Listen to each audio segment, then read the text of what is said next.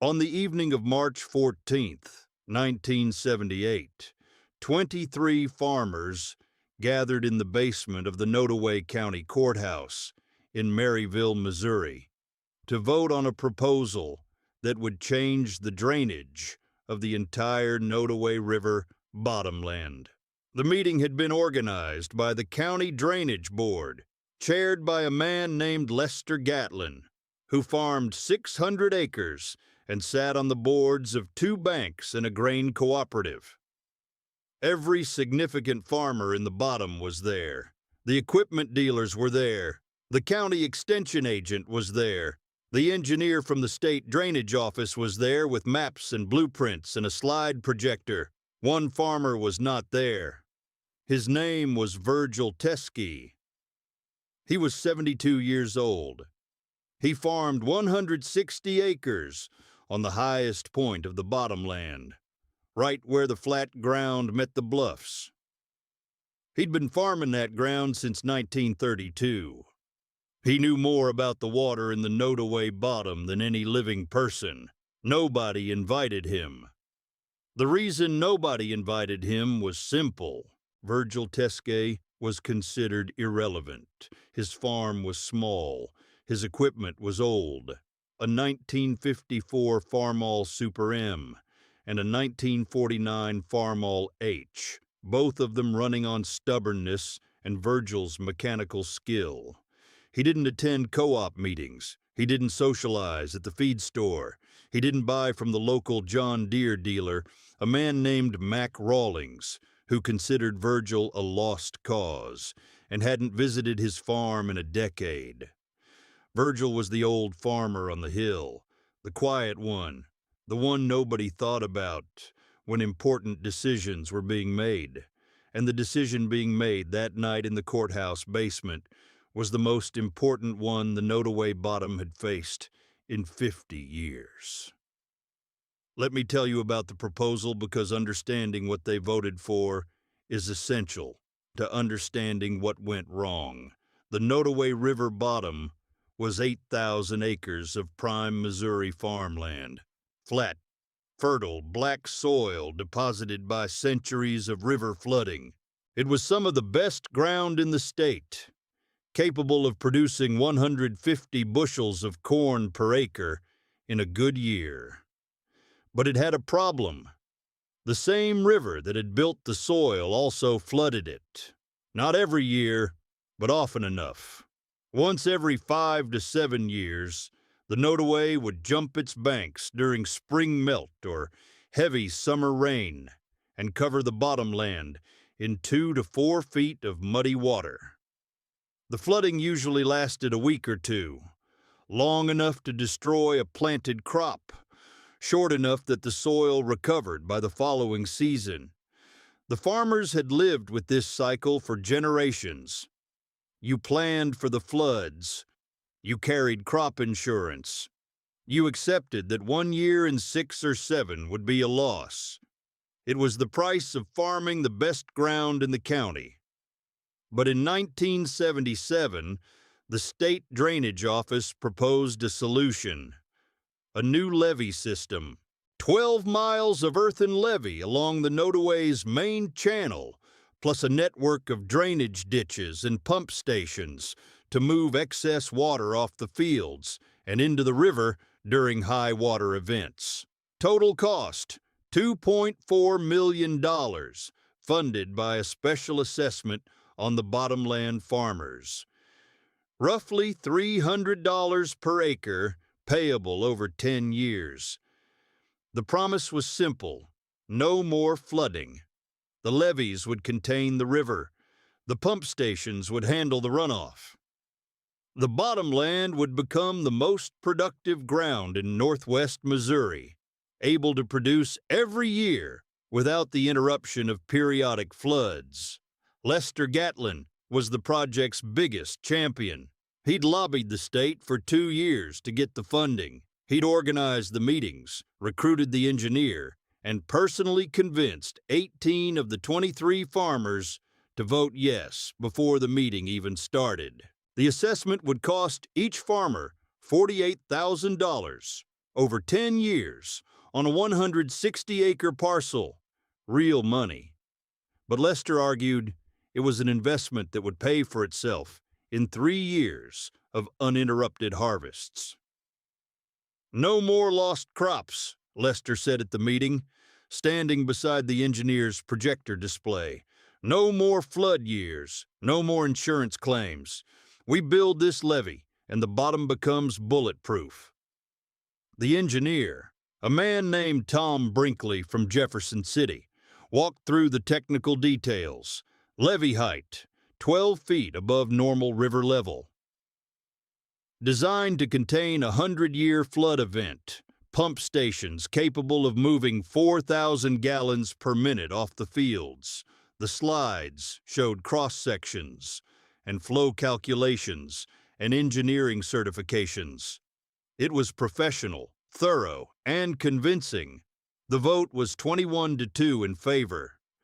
The two dissenters were small farmers who couldn't afford the assessment. The project was approved that night. Construction would begin in the fall. Virgil was at home, 3 miles from the courthouse, adjusting the governor on his Farmall Super M. He didn't know about the meeting. He didn't know about the vote. He didn't know that 23 men had just committed $2.4 million to a project that was going to destroy them. But if anyone had asked him, if anyone had driven 3 miles to the old farmer on the hill and said, "Virgil, they're building a levee on the Nodaway," he would have told them exactly what was going to happen, because Virgil knew something about the Nodaway River bottomland that nobody else in the county knew. Something his father had learned in 1927. Something that was written in a journal that sat on a shelf in Virgil's farmhouse, untouched and unread by anyone except the Teskay family for 50 years. Let me tell you about that journal, because it's the reason this story exists. Virgil's father was a man named August Teskay. He'd homesteaded the 160 acres in 1910, choosing the high ground where the bottom met the bluffs, specifically because of the water. August was from the old country, German, from a farming village near the Elbe River, and he understood river bottoms the way only men who'd lived beside rivers for generations could understand them. In Germany, August's father had taught him a principle that the Elbe farmers had learned over centuries. A river bottom floods for a reason. The flooding isn't a malfunction. It's how the system works. The river rises, spreads across the floodplain, deposits sediment, recharges the water table, and recedes. If you stop the flooding, if you build levees and walls and try to contain the river, 2 things happen. First, the water that would have spread across 8,000 acres of floodplain is now trapped in the channel, which means the river level during flood events rises much higher than it would have naturally. Second, the groundwater table that the flooding recharges stops being recharged, which means the wells go dry and the soil loses the moisture that made it productive in the first place. In 1927, the Great Mississippi Flood killed hundreds of people and destroyed millions of acres of farmland across the lower Mississippi Valley. The flood was caused, in large part, by a levee system that had been built over the previous 50 years, levees that confined the river to its channel and prevented the natural flooding that would have spread the water harmlessly across the floodplain. The levees worked perfectly until they didn't, and when they broke, the confined water exploded outward with catastrophic force. August Teskay followed the 1927 flood closely. He read every newspaper report. He corresponded with a cousin in Louisiana who'd lost his farm to the levee breaks, and he wrote his observations in a leather-bound journal that he kept on a shelf in the farmhouse. The relevant entry was dated November 1927. The Mississippi levees killed more people than the river ever would have. The river knows where it wants to go. The levees pretend it doesn't. When the pretending fails, the water comes all at once, instead of a little at a time. A levee is a lie told to a river. Eventually, the river tells the truth back. August farmed the Nodaway Bottom for 30 years without ever suggesting that anyone build a levee. When his neighbors talked about flood control, August told them the same thing he told his son, Virgil. Let the river flood. It floods for a reason. The year you stop the flood is the year before the flood stops you. Virgil inherited the farm in 1952 when August died at 76. He also inherited the journal. He read his father's entry about the Mississippi levees and took it to heart the same way he took everything his father said to heart, completely, permanently, without debate. For 26 years, from 1952 to 1978, Virgil farmed his 160 acres on the high ground and let the river flood the lower fields when it wanted to. He lost crops some years. He replanted. He carried on. The flooding was a nuisance, not a catastrophe, because Virgil's ground was at the edge of the bottom, where the water was shallow and receded quickly. But Virgil also understood that the flooding was feeding his soil, depositing fresh sediment, recharging the water table, keeping the ground alive in a way that unflooded ground couldn't match. His yields were consistently among the best in the county. Not because of his equipment was the oldest in the bottom, because of his soil that was renewed every time the river spread across it, soil that had been fed by the Nodaway for 1,000 years before anyone built a farm on it. Now let me tell you about the levee, because what happened after construction is the part that nobody at that courthouse meeting could have predicted, except the man they didn't invite. Construction began in October of 1978. It took 18 months, 12 miles of compacted earth levee, rising 12 feet above the normal river channel, 4 pump stations, 6 miles of drainage ditch. The project came in on budget at $2.4 million. The farmers began paying their assessments. $4,800 per year per 160-acre parcel. Most of them financed the assessment through loans at the Nodaway County State Bank, adding another layer of debt to operations already leveraged with equipment loans and land mortgages. The first 3 years were miraculous. The river rose in the spring of 1980, a normal high water event that would have flooded the bottom for a week. The levee held, the pump stations kicked on, the water stayed in the channel. The farmers planted on schedule and harvested record crops. 155 bushels per acre on the best ground. The levee was paying for itself. Lester Gatlin was vindicated. He walked the levee like a general inspecting fortifications. He gave interviews to the county newspaper. He told the men at the diner that the Nodaway Bottom was now the most reliable farmland in Missouri. Mac Rawlings, the J.D. dealer, sold 14 new tractors to bottom farmers in 1981 alone. The confidence was infectious. Men who'd been farming 300 acres expanded to 600. Men who'd been renting expanded to owning. The levee had eliminated risk, and without risk, the only direction was up. Virgil Teske watched from his high ground. He didn't walk the levee. He didn't attend the celebrations. He didn't expand. He farmed his 160 acres with his Farmall Super M. the way he'd farmed them for 26 years, and he paid attention to two things that nobody else was watching. The first thing was the wells. 3 farms in the bottom relied on shallow wells for livestock water and household use. By 1982, 2 of those wells had dropped significantly. The water table that the annual flooding had recharged was no longer being recharged.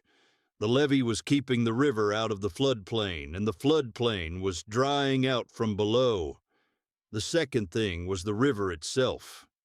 Virgil had been watching the Nodaway his entire life, the way his father had watched it, the way Elbe farmers had watched rivers for centuries. He could read the water level by eye, gauge the flow rate by the sound, estimate the sediment load by the color. And what he saw in the springs of 1980, 1981, and 1982 made the hair stand up on his arms. The river was running higher, not by a lot, a foot, maybe 18 inches above where it normally ran during spring high water. But the reason was obvious to anyone who understood the physics. The levee had narrowed the channel. Water that used to spread across 8,000 acres of floodplain was now confined to a channel 200 feet wide. The same volume of water in a smaller space meant a higher river. Every year, every flood event. The levee was making the river angrier. In the spring of 1983, Virgil drove to the county extension office. He brought his father's journal. He asked to see the drainage board chairman, Lester Gatlin. "Lester's not available," the clerk said. "Can I take a message?" "Tell him the river's running 18 inches higher than pre-levee levels. Tell him the wells on the Hoffman and Draper places are dropping. Tell him his levee is doing exactly what the Mississippi levees did in 1927. He needs to read this." Virgil set the journal on the counter. "Page 42. The clerk took the message. Whether it reached Lester, Virgil never knew. The journal sat at the extension office for 2 weeks before Virgil went back and collected it. Nobody had opened it. Let me tell you about June of 1984, because that's when the river told the truth back. The spring of 1984 was wet. April delivered 6 inches of rain. May delivered 8.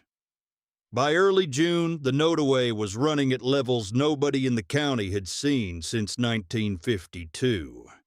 The levee was designed for a 100-year flood. What arrived on June 11th was something beyond the design specifications.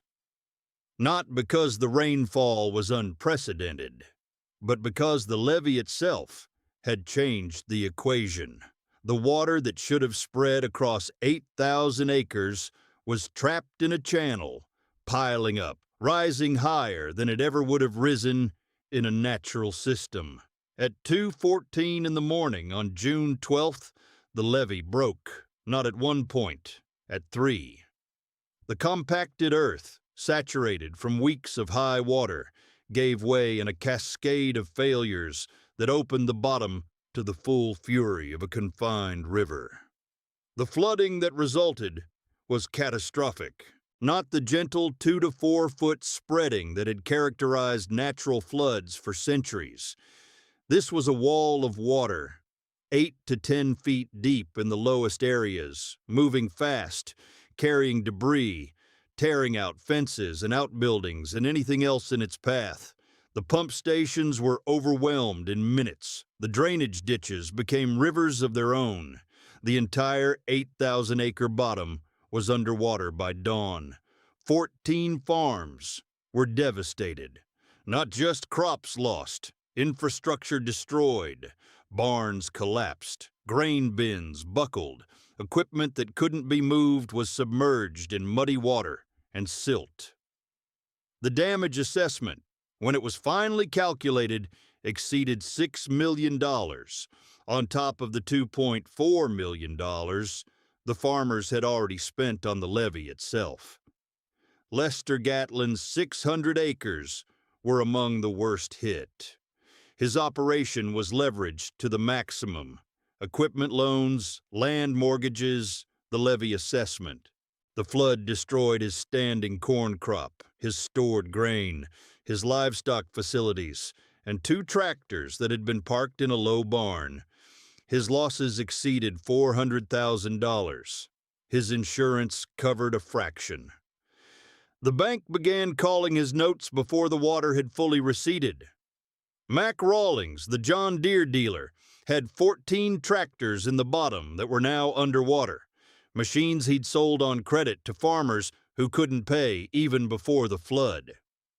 His dealership's exposure was north of $200,000 in uncollectible receivables. Virgil Teskey's farm on the high ground where the bottom met the bluffs was untouched. The water had risen to within 100 yards of his lowest field and stopped. His crops were fine. His buildings were dry. His farmalls were parked in their barns, same as always. He hadn't moved them. He hadn't sandbagged. He hadn't prepared for the flood in any visible way. He hadn't needed to. His father had chosen the high ground 68 years earlier for exactly this reason. Because a man who understands rivers doesn't build on the floodplain. He builds where the flood can't reach. And he lets the river do what it does. Let me tell you about the day after the flood, because that's when the absence became a presence.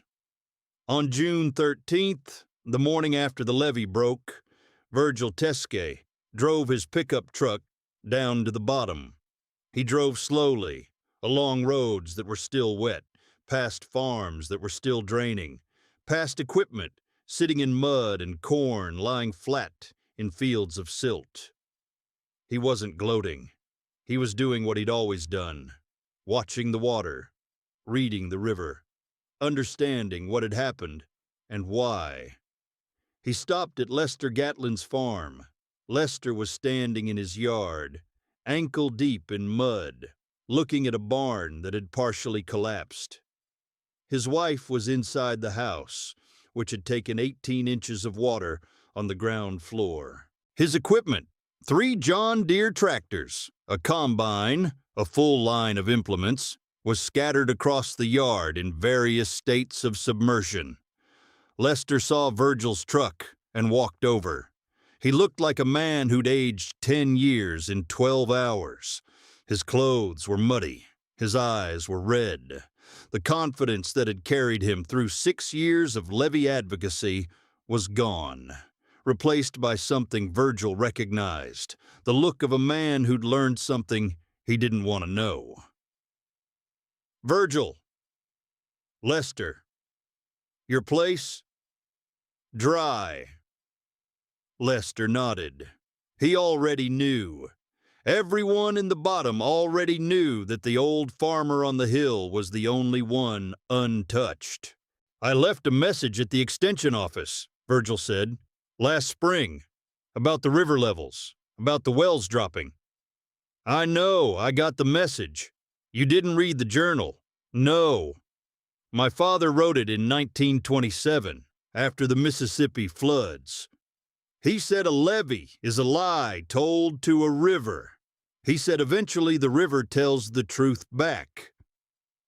Lester looked at the broken levee in the distance, the gap in the earthen wall where the river had punched through, still flowing, still spreading water across ground that hadn't seen natural flooding in 6 years. Why didn't you come to the meeting? Lester asked. In '78, when we voted, why didn't you speak up? I wasn't invited. The silence between them was enormous. Lester closed his eyes. He'd organized the meeting. He'd chosen the invite list.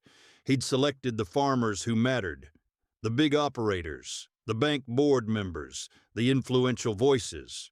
Virgil Teskey, with his 160 acres and his 30-year-old farmalls, hadn't made the cut. I would have come if you'd asked, Virgil said. I would have told you what my father wrote. I would have told you about the river levels and the water table and what happens when you confine a flood system. You wouldn't have had to believe me, but you would have heard it. And if I'd heard it, maybe nothing changes. Maybe you build the levee anyway. 21 votes to 2. My voice probably wouldn't have mattered, but at least you'd have known the risk. You'd have known that the river wasn't going to stay in a box just because an engineer in Jeff City drew one on a map. Lester was quiet for a long time. When he spoke, his voice was hoarse. We didn't invite you because we didn't think you mattered. 160 acres, old equipment. You weren't part of the modern operation. You were just the old man on the hill. The old man on the hill whose farm is dry this morning. Yes. Lester's face crumpled. The old man on the hill whose farm is dry. Let me tell you about the aftermath, because the flood of 1984 was the beginning of the end for the Nodaway Bottom as people knew it. The levee was not rebuilt. The state drainage office withdrew support after an investigation concluded that the levee design had failed to account for the increased channel pressure caused by eliminating the natural floodplain. The engineer, Tom Brinkley, was reassigned. The drainage board was dissolved. The $2.4 million the farmers had invested was gone. The assessments they were still paying, many of them financed through loans, were now payments on a structure that no longer existed. Debt for a levee that had not only failed to protect them, but had made the flooding worse. 5 farms in the bottom went to foreclosure between 1984 and 1987. The flood damage combined with the levee debt, combined with the ongoing farm crisis, interest rates at 18%, corn below $2, was a triple blow that even the strongest operations couldn't absorb. Lester Gatlin held on longer than most, selling equipment, selling cattle, taking a second mortgage. He lost the farm in 1986. 600 acres, 3 generations, gone. Mack Rawlings' dealership closed in 1985. The flood losses on top of the farm crisis losses were more than the business could absorb. He moved to Kansas City and took a job managing an auto parts store. Virgil Teskey's costs didn't change. His 160 acres on the high ground had never been part of the levee district. He'd never paid the assessment. He'd never taken on the debt. His farmalls were paid for. His land was paid for. When corn dropped to $1.80, he tightened his belt. When it dropped to $1.60, he tightened more. His overhead was so low that even the worst price years couldn't kill him. Between 1985 and 1988, Virgil bought 240 acres of bottom ground at foreclosure auctions. Not the lowest ground. He knew better than that. He bought the parcels along the edges of the bottom, the higher ground where the flooding was shallow and manageable. He paid $180 to $220 per acre, less than half what the same ground had sold for before the levee was built. Cash. 3 separate purchases totaling $47,000. He didn't build a levee. He didn't install pump stations. He let the river flood when it wanted to flood, the way his father had let it, the way the Nodaway had been flooding for 10,000 years. In the flood years, he lost the crop on the low ground. In the good years, the 5 or 6 out of every 7, he harvested 140 to 150 bushels per acre off soil that was being renewed with every flood, fed by a river that was doing exactly what rivers are supposed to do. Let me tell you about the last conversation because it happened in 1991 and it's the one that closes the circle. Lester Gatlin came to see Virgil on a Sunday afternoon in October. Lester was 68 years old. He'd lost the farm 5 years earlier and was living in a rented house in Maryville, working part-time at a hardware store. He'd driven past Virgil's farm 100 times since the flood, but he'd never stopped. He hadn't been able to face it. Virgil was in the barn, greasing the Farmall Super M. The same routine, the same machine, the same barn, the same man. Lester found him there and stood in the doorway the way men stand when they're carrying something heavy that they need to set down. "Virgil, I should have come a long time ago." Virgil set down the grease gun. "Lester, sit down." They sat on hay bales. The autumn sun came through the barn door and fell on the concrete floor between them. "I've been thinking about the meeting," Lester said. "The one in 78, the one you weren't invited to. That was 13 years ago. 13 years. And I've thought about it every day since the flood. Every single day." Lester looked at the Farmall.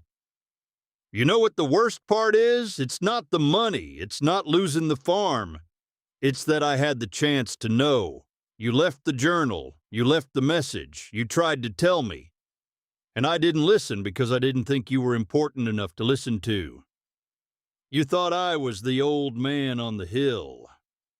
I thought you were irrelevant. 160 acres and 2 old farmalls. In my world, that wasn't a farm. It was a hobby. I measured importance by acreage and equipment. The men with 600 acres and new John Deeres, those were the men who mattered. Those were the men I invited to the meeting. And those are the men who lost their farms. Every one of them. Every man at that meeting except the 2 who voted no. And they lost theirs in the crisis anyway." Virgil was quiet for a moment. "My father used to say that the river doesn't care how many acres you farm. The river doesn't care what tractor you drive. The river just does what it does. And the men who listen to it survive. And the men who don't.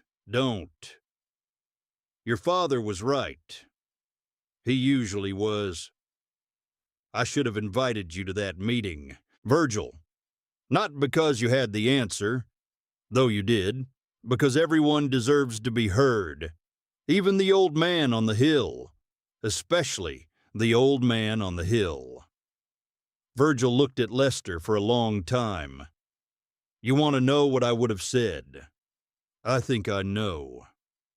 I would have said the same thing my father wrote in 1927, that a levee is a lie told to a river, that the river always tells the truth back, and that the men who build on the floodplain and then try to stop the flooding are fighting a war they cannot win."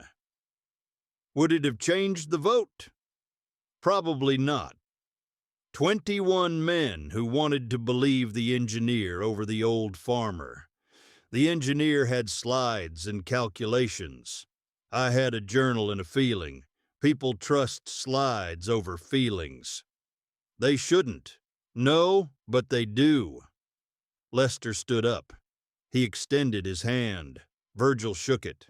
The handshake of 2 old men who'd been on opposite sides of a disaster and had both paid for it in different ways. Lester with his farm. Virgil with his silence. "Thank you for not saying I told you so," Lester said. "My father taught me that a man who says I told you so is a man who cares more about being right than being useful. I'd rather have been at that meeting and been wrong than sitting at home knowing I was right while the river proved it." Lester nodded once and drove away. Virgil went back to greasing the farm awl. Let me tell you how this ends. Virgil Teskey died in 1993 at the age of 87. He'd farmed the expanded 400 acres until 1990, when his grandson, Paul, took over. Paul farms it today. The original 160 on the high ground, plus the 240 acres of edge bottom that Virgil bought at foreclosure prices. Paul lets the low ground flood when the river rises. He loses the crop some years. He accepts it. August Teskey's journal is in a glass case in Paul's farmhouse. The entry from November 1927. A levee is a lie told to a river, is the page the case is open to. Visitors read it. Some of them nod. Some of them don't understand. Paul doesn't explain. The river explains itself. The Notaway bottom has never been levied again.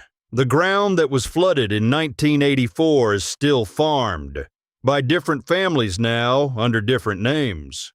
But it floods periodically, the way it always has, and the farmers who work it accept the flooding as part of the deal. The soil is some of the best in Missouri. It stays that way because the river feeds it.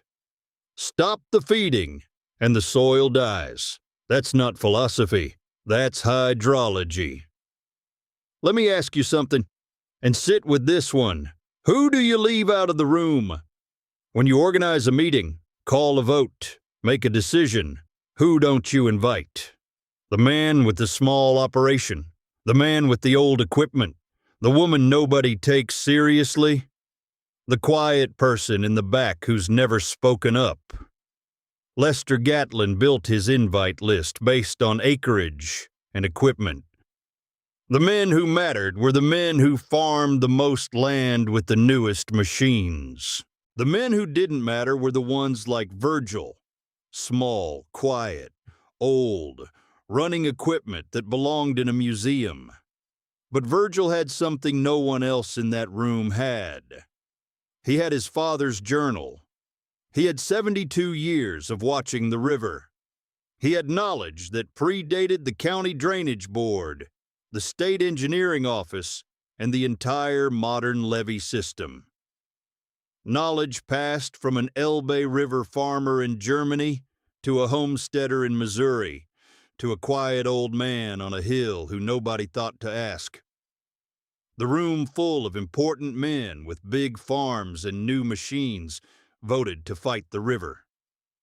The man who wasn't in the room knew the river would win. The room lost $8.4 million and 14 farms. The man who wasn't in the room bought the wreckage for $47,000 cash. The meeting cost them everything. Not because the decision was wrong, though it was. Because the one man who could have warned them wasn't there. And he wasn't there because nobody thought he was important enough to invite. That's the most expensive kind of arrogance there is. Not the arrogance of thinking you're right, the arrogance of thinking you already know everyone who matters. Nobody invited the old farmer to the meeting. The river invited itself instead.